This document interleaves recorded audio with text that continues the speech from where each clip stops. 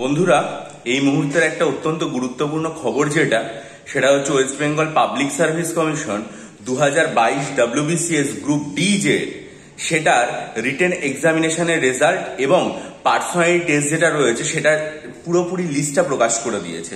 তারা যেটা জানিয়েছে সেটা হচ্ছে 2022-এর গ্রুপ ডিতে ইন্টারভিউর জন্য তারা ডেকেছে 713 জন ক্যান্ডিডেটকে।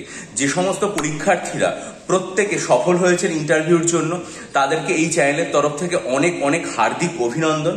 এবং এটাতে আনডিজার্ভ ক্যাটাগরি বা জেনারেল ক্যাটাগরি সেটাতে কাট অফ উঠেছে 685, অর্থাৎ কাট অফ মার্কসের পরিমাণ যেটা বলা হয়েছে সেটা কিন্তু আমার যেটা মনে হলো আগের বারের রেসপেক্টে যথেষ্টই বেশি আছে।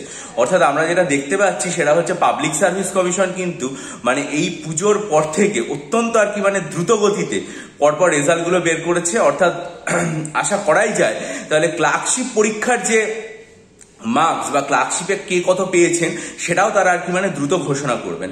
আপনারা প্রত্যেকে পাবলিক সার্ভিস কমিশনের ওয়েবসাইটে যাবেন এবং গিয়ে দেখে নেবেন যে কারা কারা গ্রুপ ডিতে ইন্টারভিউর জন্য ডাক পেলেন। সেই সমস্ত পরীক্ষার্থীদের অভিনন্দন। চ্যানেলে নিশ্চয়ই ইন্টারভিউ সংক্রান্ত সাহায্য করা হবে এবং যারা পেয়েছেন তারা জানাবেন, তাহলে খুবই একটা ভালো ব্যাপার।